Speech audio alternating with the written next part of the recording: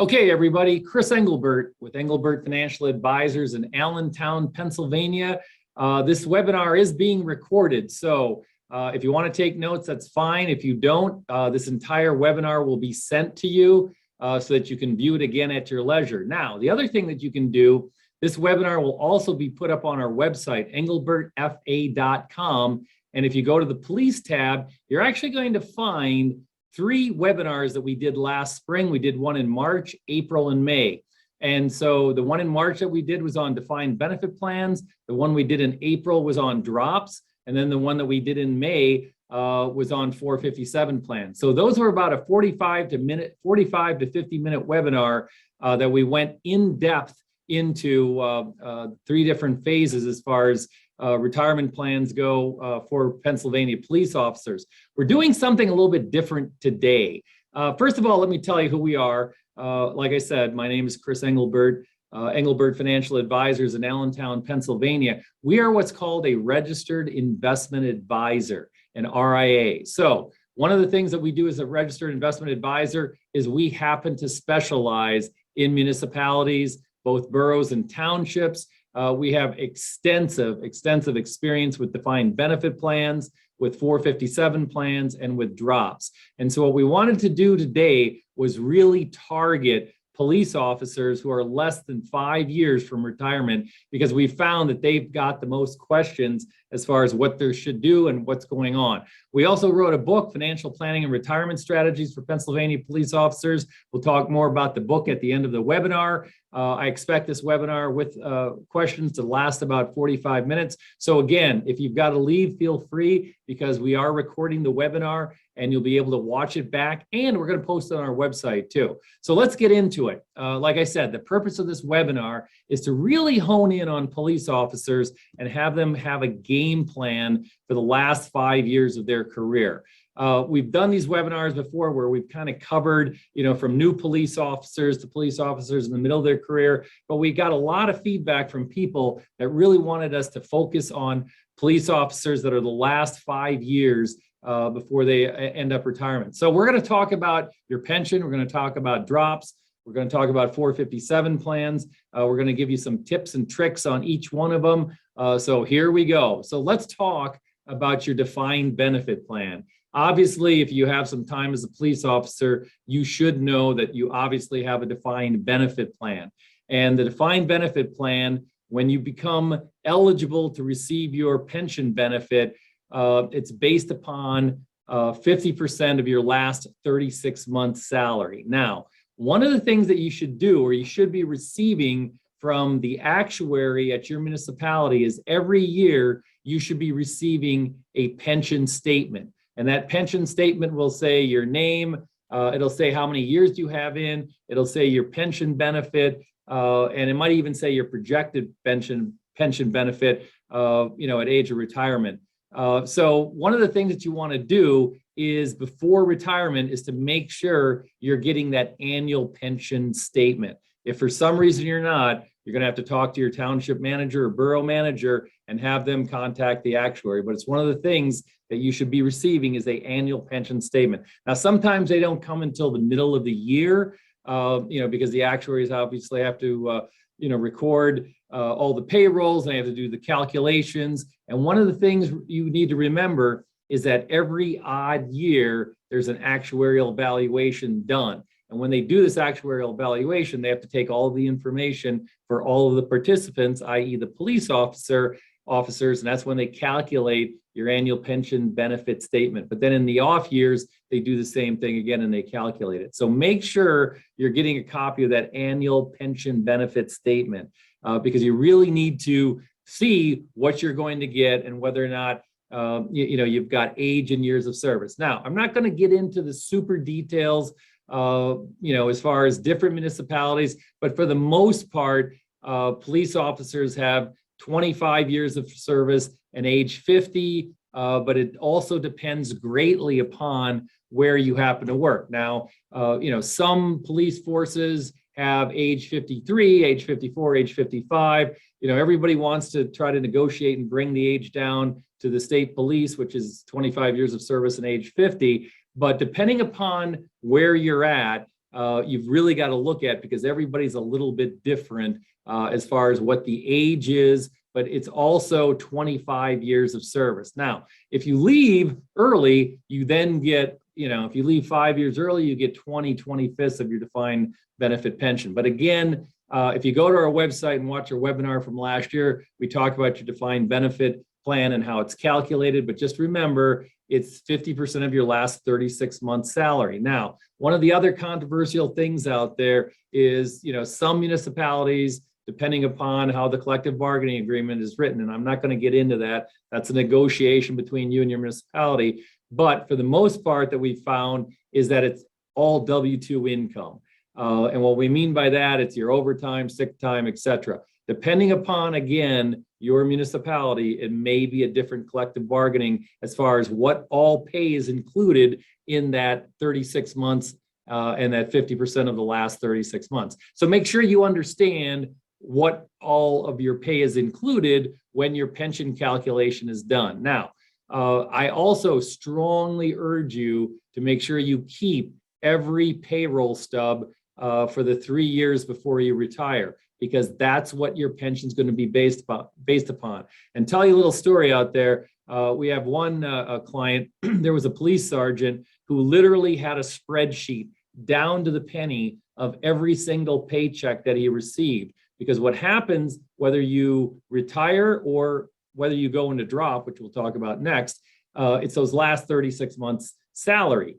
And the municipality, in this case, it was a borough, came back to him and said, hey, your pension benefit is this based upon your last 36 months salary. And he kept sending him the spreadsheet going, no, it's not. Here's what the spreadsheet is. And it turned out after this was back and forth 3 or 4 times that his spreadsheet was right. So I don't know if you want to go to that granular of a level where you put a spreadsheet in, but it was very interesting. He showed me his spreadsheet. It was extremely accurate because he literally had all of the payroll and pay stubs that he'd put into the spreadsheet. But it turned out that he knew exactly what his pension was going to be. And in this case, he was going in the drop. So he knew exactly what his drop money was going to be. So again, the other thing that happens is sometimes when police officers retire, let's say they retire June 1st, they expect to get their pension check on July 1st. It doesn't happen that way. Many times what happens is the data needs to get sent to the actuary. They calculate what the pension is, which is obviously rather simple.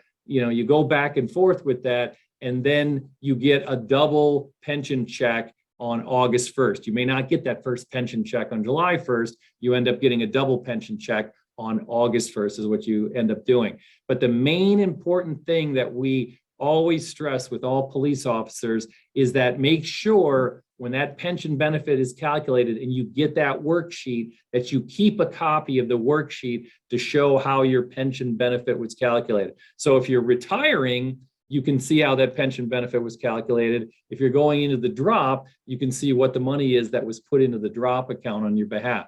So that's really how your defined benefit pension works. And again, we did an extensive webinar last year on it, but you got to get set up in a couple of years. Again, before you're ready to retire, you've got to make note of, hey, what's my salary? What's happening? What exactly is the date that I'm going to retire? Because I'm going to get into that in a second. So the next thing that happens is, are you in drop? And again, I alluded to the fact that when your pension is calculated, whether you're walking out the door and you're done and you're retired, or whether you're going into the drop, if your municipality offers a drop, you've got to make sure that those pension calculations are done and done correctly. So if you're going into the drop, again, just do what I said. You'll have your superannuation date, or you'll have your drop date that when you're available to enter the drop. Now, my suggestion is if you have the drop available to you, I strongly suggest that the minute you're allowed to enter drop, you enter drop. I can tell you numerous stories of police officers who waited to enter drop. They got hurt on the job. They ended up having a retirement disability pension, and they ended up not getting any money as far as as far as the drop money goes. Again, we did an extensive webinar on drop last year. I would suggest going back to our website and looking at that. But there are some basics you got to remember about drop. Now, one of the things that's coming up is how your drop account is handled.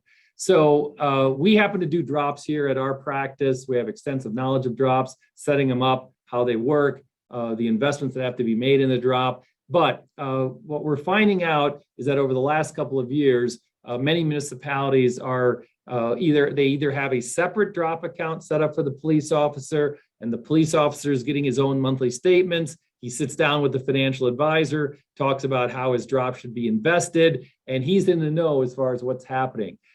Some of the smaller municipalities do the drop in a way which I don't really agree with. They keep it contained inside the pension fund. And what they mean by that is the drop account is technically part of the pension fund. So when we do our separate drop accounts, we have to every year get to the actuary how much is in that drop account, because technically it still is part of the pension fund. It only becomes the officer's money when he's done with drop, and that money is then available to be rolled over, which we'll talk about in a second here. But the other way that some municipalities are handling their drop is by keeping it inside the pension fund and keeping a separate set of books saying that Officer XYZ, his pension is $5,000 a month, therefore his drop payment is $5,000 a month, and so we know he's getting $60,000 a year.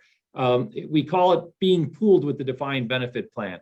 I would strongly urge you to make sure you get a copy of how much has been put into that pooled drop account every year and how much in interest you're being given off of that. Because there was some laws change with Act 47 where you can get 0 to 4% as far as interest credited to your account. Now, I can get in depth into that and might be a topic for another webinar, where I do not believe that those type of pooled drop accounts are in the best interest of the police officers. I think it's much better for the police officer to have a standard drop account, have his own investment strategy, and go forward with that. But we are seeing a lot of the pooled drops that are inside. Now, what blows my mind is about a year ago, I talked to a chief of police in the middle part of the state who was in a 5-year drop. He had never seen an account statement for all 5 years that he's in the drop. He knew he was going to be getting a defined benefit pension of $60,000 a year,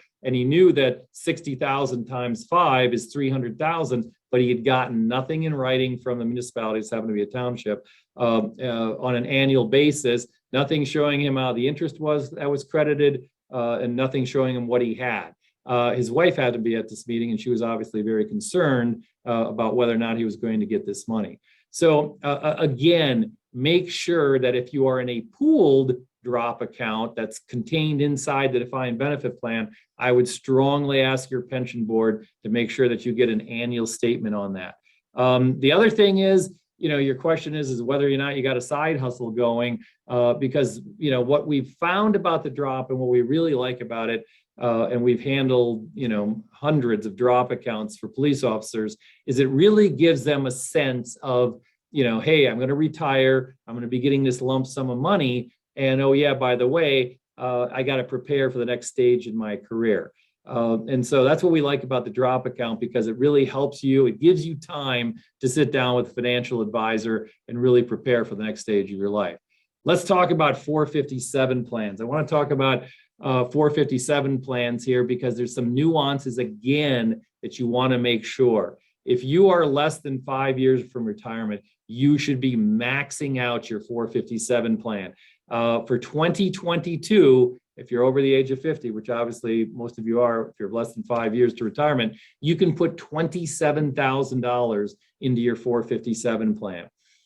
Make sure, I strongly urge you to max out your 457 plan, because you are now in your highest earning years, and the tax ramifications are obviously very tough when you make a lot more money. Every $1,000 you put into a 457 plan, you're saving about $300 in taxes. If you max out your 457 plan with a $27,000 contribution on an annual basis, you could be saving as much as $9,000 to $10,000 in taxes off of your W-2 form.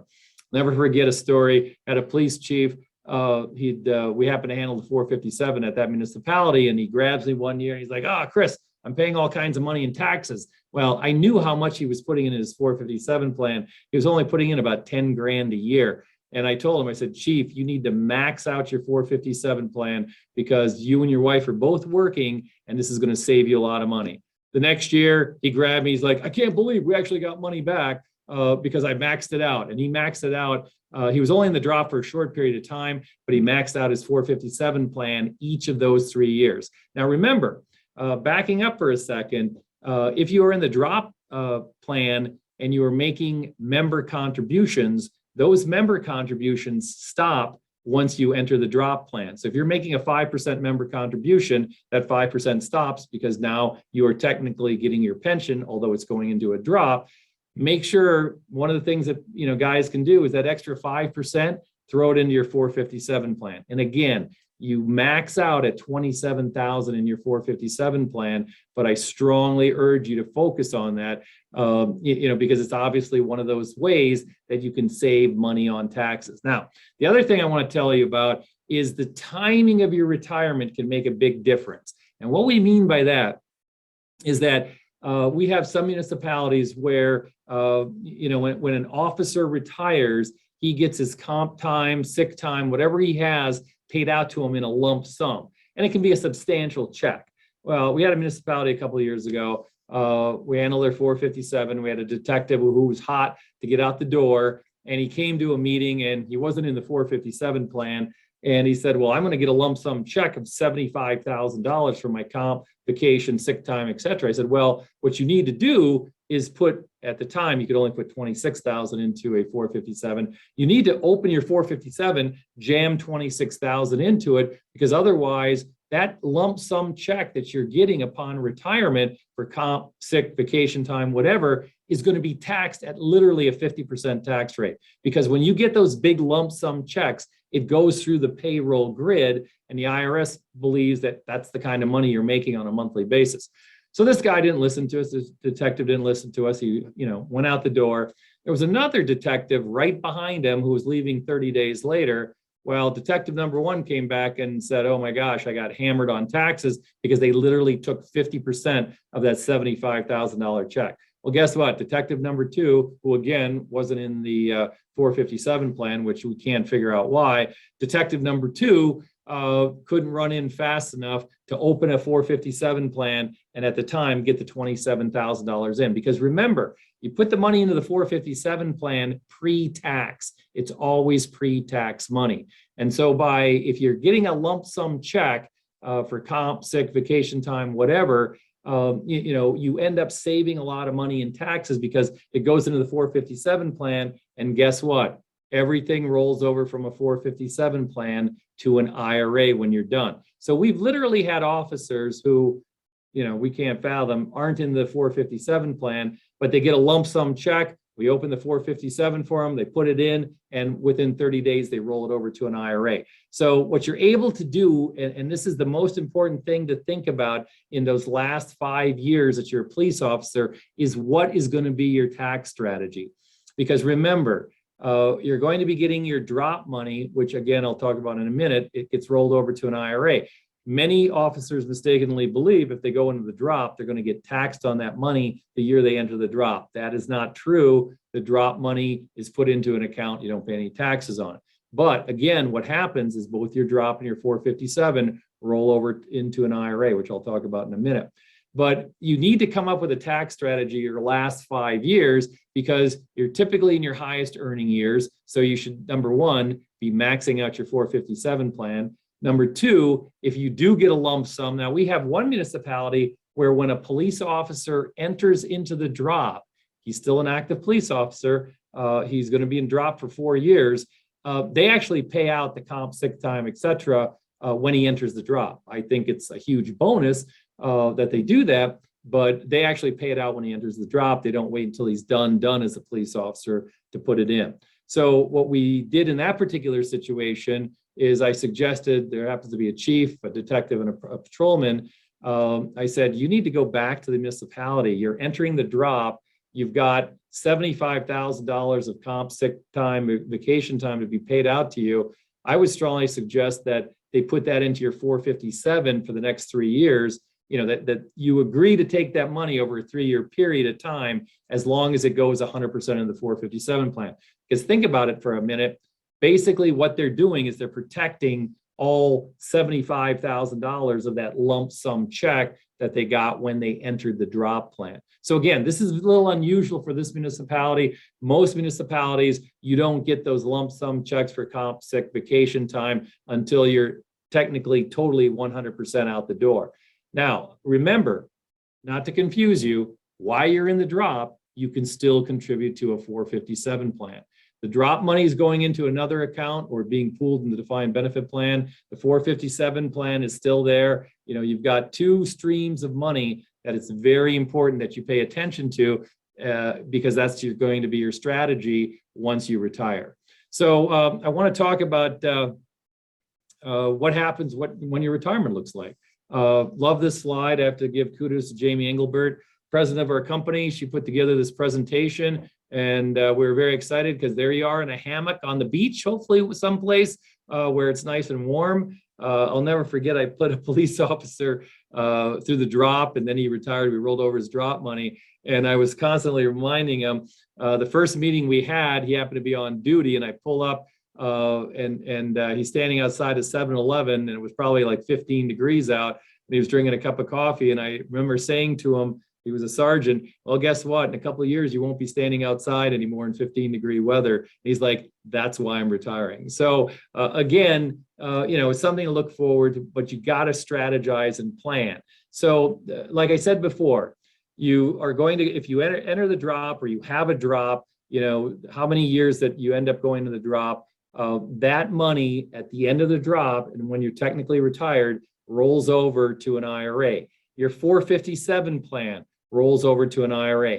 Now, just to give you some idea through careful planning, how much some of these numbers are, they can be substantial. If you think about it, if you're in a 4-year drop and you're getting 50 grand a year, that's going to be $200,000 that you're rolling over. If you've been diligent in putting money in your 457 plan, you could have between $150,000 to $250,000. So you're literally rolling over potential between $300,000 and $500,000 from your drop in your 457 into an IRA. One of the things you have to remember is an IRA is like an empty glass. And what we mean by that is those two checks come in, they get put into an IRA, and then you should be sitting down you know, with a investment person to talk about the strategy. Now, at the end of this webinar, we're going to offer everybody that's on the webinar a copy of our book. We strongly suggest you read our book because we have chapters in there about what happens. A lot of investment professionals out there, for the most part, most of them are good, but they are beginning to prey on officers who are in drop and who have 457s because they know that there's a substantial amount of money that gets rolled over, 300, 500, 600,000. Our biggest rollover between drop and a 457 so far was close to $750,000. I know there's going to be officers out there in the future that are going to be rolling over 900,000 to $1 million between drop and between their 457 plan. So again, I urge you to get a copy of our book, which we're making free to everybody that's on this webinar, because we talk about some of the pitfalls you know, that we're seeing out there where unfortunately unsavory investment people are having you roll this money over into an IRA in investments that have huge front-end sales charges, make very or little no money, very high fees, and are very difficult to get out of. So again, one of the other things we want to offer to everybody on this webinar is that if you have a situation, feel free to email me, call me. I'd be happy to spend time with you on the phone to make sure that you don't make any mistakes. But again, this webinar is really being designed to give you strategy for the next 5 years. So, you know, one of the other things that I like about both the drop is the fact that it gives officers time to prepare for retirement, you know, because the number one question I get is, well, I'm retiring at age 55 or age 56. You know, depending upon your municipality, and if you're in one of those lucky municipalities that has post-retirement medical, you're in good luck. Some municipalities have partial post-retirement medical, some have none. But what I always say to people is that if you're rolling over $400,000, $500,000 into an IRA, you have that gap between, let's say you're done at age 56 and Medicare at 65, you may have a gap of 9 years that you have to pay for your own medical insurance before you get to age 65. if you have a $300,000, $400,000, $500,000 rollover, you can easily generate, figure 4 to 5% a year, you can easily generate $15,000 to $25,000 to pay for that post-retirement medical. So that's one of the things I talk quite a bit about when we do strategy sessions. For officers that are retiring in 2, 3, 4 years, we talk about, okay, what's your game plan when you're done? If you've gone through drop and you're done, are you going to be getting another job where you're going to be covered, for medical benefits? If not, are you going to be able to go under your spouse's medical benefits? That seems to be one of the big questions that we get quite a bit. And we have obviously a lot of experience, talking about what officers need to do. One of the things that, believe it or not, that people actually have, officers actually have a problem with, and it's a good situation, is strategies where they actually have too much income. And what we mean by that is, remember, you're going to be getting a defined benefit pension, $45,000, $50,000, $55,000, $60,000 a year. And sometimes we have officers go work in the private sector making 50, 60 grand a year. And all of a sudden their income is back to where it was when they were a police officer. There are many strategies that you can do if that happens. Number one, depending upon where you go and work, they may have a 401k, they may have a 457.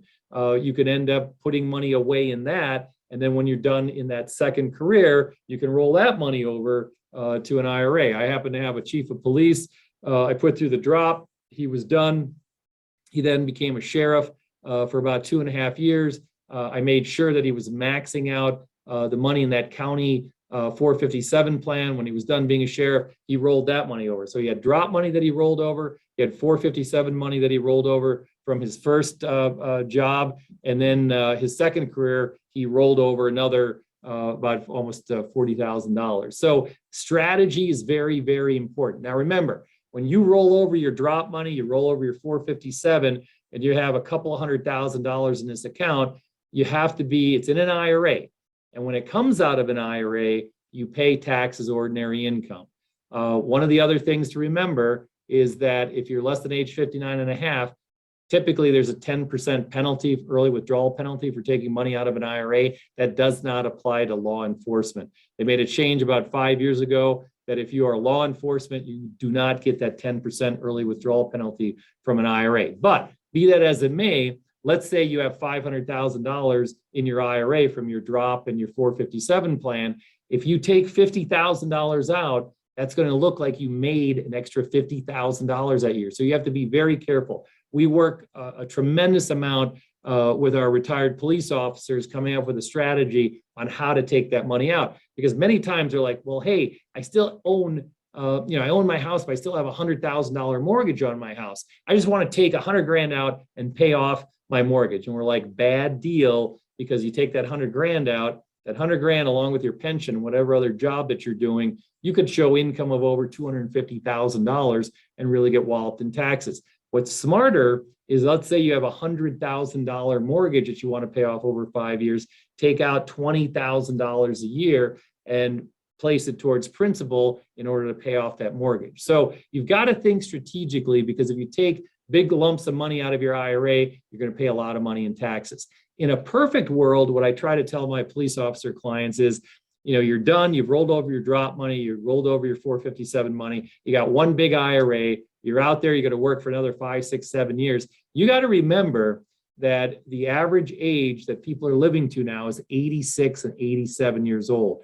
So many of my retired police officers, what they're trying not to do is they're trying not to touch that lump of money that they rolled over, because what they want to do is be able to supplement their income when they get to be in their late 60s, early 70s, et cetera. So these are all strategies that we talk about. And what you should be doing 5 years from retirement is, if you have a drop, figure out, if it's a 4-year drop, obviously, are you going to work an additional 4 years? How much money is going to go into the drop?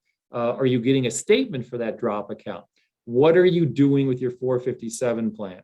Make sure you're contributing to your 457 plan. Now, sometimes I get questions, people say, well, I'm contributing to an IRA. And I'm like, well, that's great, but you can only put, if you're over the age of 50, $7,000 into an IRA. You could put $27,000, obviously into a 457 plan. So how much are you contributing to a 457 plan? The other thing that you should do, and this is a biggie, 5 years from retirement, you should look at your debt and your leverage. And what I mean by that is if you've got a $600,000 house with a $400,000 mortgage and you're 5 years from retirement, you need to come up with a game plan because that is a tremendous amount of leverage to be carrying into retirement. So look at your debt situation.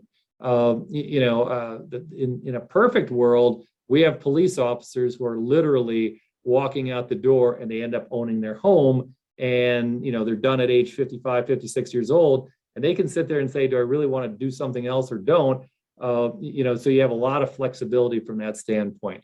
I can't stress enough, putting together a strategy the last 5 years, because that really ends up paying off for when your retirement comes. And again, I've talked to many police officers where they're like, hey, Chris, we're not going to have really any money from our dropper 457 until, we retire. Could you manage the IRA for us? We'd be happy to do that. If you're on this webinar, we're more than happy to spend time talking to you because we feel very strongly about time being spent now, 5 years before retirement, coming up with a game plan, can be very important to get you, literally right now you're on the 20-yard line, you're running towards the end zone in the next 5 years. We want to get you in the end zone in the best possible shape that we can.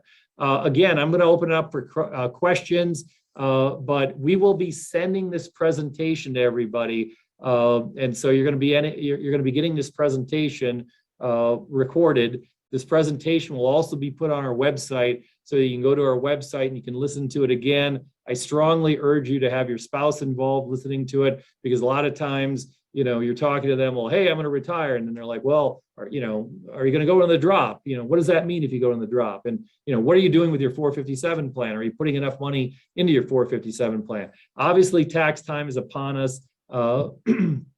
April, your taxes are due. I would strongly suggest you review your taxes with your accountant or whoever's doing your taxes for you and say, hey, listen, I'm making this much money. My spouse is making this much money.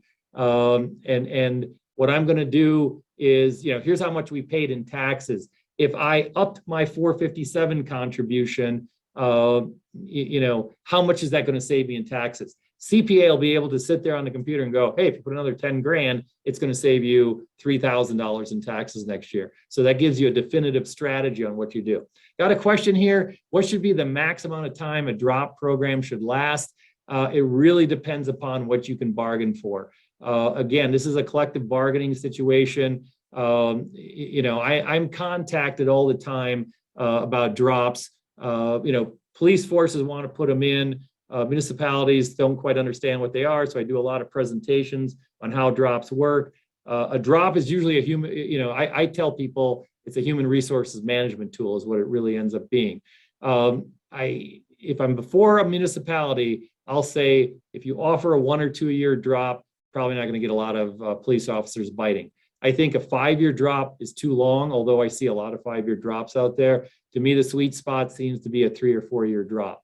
If you can, get it in your next CBA, great. I do a lot of counseling, a lot of presentations before municipalities on, why a drop is very important. I think, like I said, for the municipalities, it's one of the best human resources tools that they could use. And obviously it's a benefit for the police officer too. So, how long you get a drop for, if you can negotiate to get 5 years, great. One of the most brilliant ideas that I've seen the last couple of years, and I got to give kudos to the township manager that came up with it, is not my idea, is he came up with a progressive drop, because what was happening was a lot of police officers, they had a drop at their municipality, but they had a lot of older police officers that weren't entering the drop because the police officers were like, hey, I want to keep working.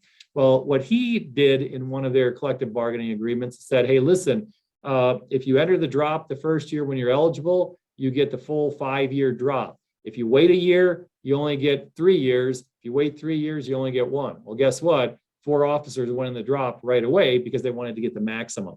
I think that's a very good strategy. And if you get some pushback in your negotiation, bring up the progressive drop idea. where you're like, hey, once a guy reaches his retirement age, if he enters the drop, he gets the full drop benefit. If he waits, you chop it down. I think it's a very good strategy for both the police officer and the municipality at the end. So that's our drop comment for the time being. Again, if you go back to our website, engelbertfa.com, and you go to the police officers tab, there should be the 3 videos there that talk about your defined benefit plan. That was about a 50-minute talk about drops, and then also talk about 457s. We did 3 separate videos on those. Today's video was really designed, to have officers less than 5 years, to be able to understand what their strategy is. Follow-up question: is there a way, once entered into the drop, to leave the drop program? You're really getting into nuances here. Typically, what we strongly suggest the municipality do is that once an officer commits to the drop, it's irrevocable. And what we mean by that is the only way out of the drop is he retires and he's no longer a police officer. We have seen some things where, for example, typically it's police chiefs, where a police chief will come back as the public safety director. Again, that's kind of a gray area or interpretation of the law. Whether or not, that's the right thing to do is up for debate. But typically, once you commit to the drop program, that means, in 3 years, 4 years, or however long the drop is, that you're done. Now, remember, if you do enter the drop, you can leave the drop. Typically, most drop programs are set up where, you have to give written notice. But if you're in the drop for a year or two and you're done being a police officer, we've seen this many times because we handle a large number of drops. I call it round numberitis, where a police officer gets $100,000 in his drop account. He's got $200,000 in his 457 plan, so he's got 300 grand. He's older. He might be, late 50s, early 60s, and he's like, I'm done.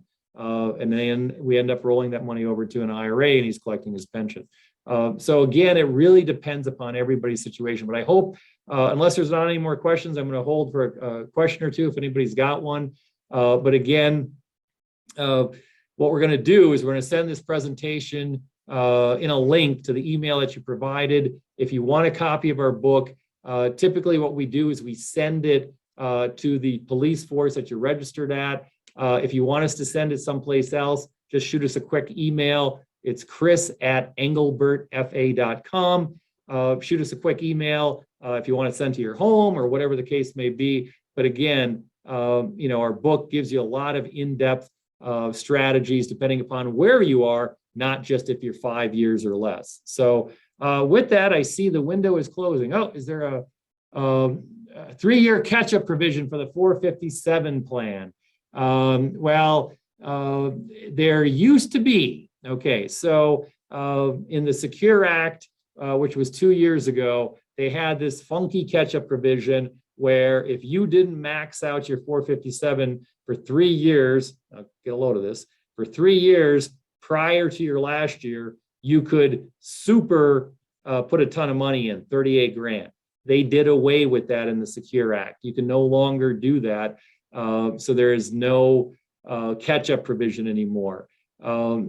We found that there was very few officers that were actually using it because most of the officers that talked to us were maxing out their 457 plan anyway. So that 3-year catch-up provision was done away with. It's no longer available as far as the 457 plan. But I cannot urge you enough to obviously max out your 457 plan. And just to back up just a second, depending upon when you retire, like say, for example, you retire in January and you're going to get a lump sum paid to you for comp time, et cetera, whatever the case may be, you can still put the $27,000 for that year into the 457 plan.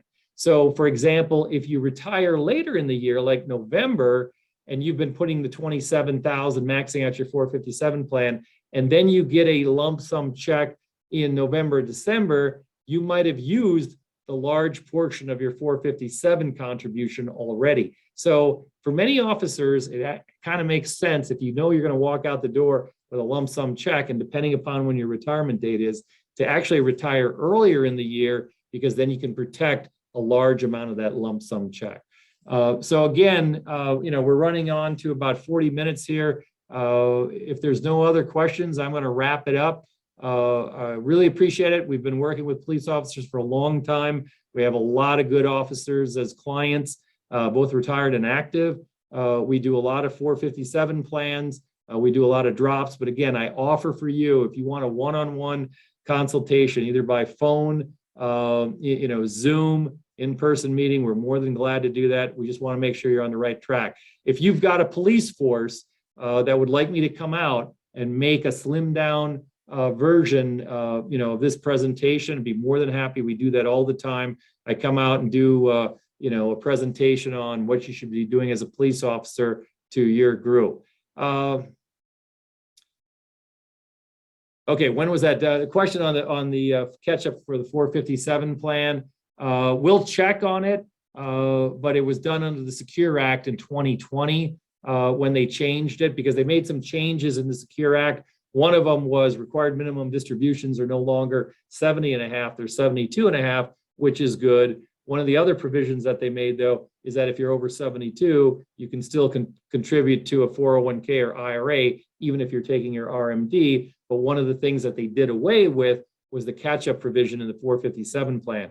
Maybe your 457 plan document was not updated, so they may still be showing you old data. But the Secure Act made changes to the 457 plan about that catch-up provision and making it no longer available. So, all right, everybody, we appreciate it. Again, we think, we hope we're helping you get a game plan. I may have missed this, or links to the other webinar available. Yes, if you go to our website, the other 3 videos are available. Go to our website, it's engelbertfa.com. Let me just get back here.